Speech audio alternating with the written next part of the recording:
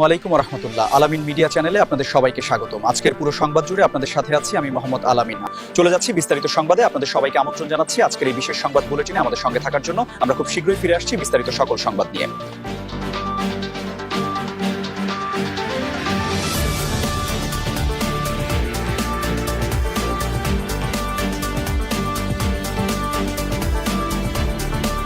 ধন্যবাদ এতক্ষণ আমাদের সাথে থাকার জন্য। এখন চলে যাচ্ছি আমাদের মূল সংবাদে। আমাদের সাথে থাকার জন্য সকলকে অনেক ধন্যবাদ। আশা করি আপনারা আমাদের সাথেই থাকবেন পুরো সময়।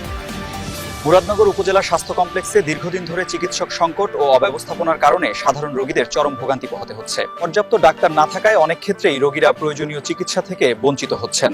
এমনকি সাধারণ রোগের চিকিৎসার জন্য বাধ্য হয়ে অনেককে কুমিল্লা শহরে যেতে হচ্ছে, যা সময় ও অর্থ দুটোরই অপচয় ঘটাচ্ছে।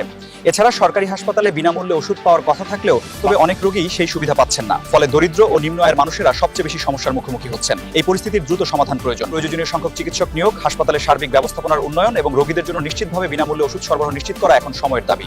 মুরাদনগরের সাধারণ মানুষের প্রাণের দাবি হলো উপজেলা স্বাস্থ্য কমপ্লেক্সের বর্তমান চিকিৎসা সেবার মান উন্নয়নের লক্ষ্যে কর্তৃপক্ষের দ্রুত সুদৃষ্টি দেওয়া এবং দ্রুত প্রয়োজনীয় পদক্ষেপ গ্রহণ করা। আবারও ধন্যবাদ জানিয়ে আজকের মতন আলামিন মিডিয়া চ্যানেল থেকে বিদায় নিচ্ছি। তবে ভালো থাকবেন, সুস্থ থাকবেন আর নিরাপদেই থাকবেন। খোদা হাফেজ।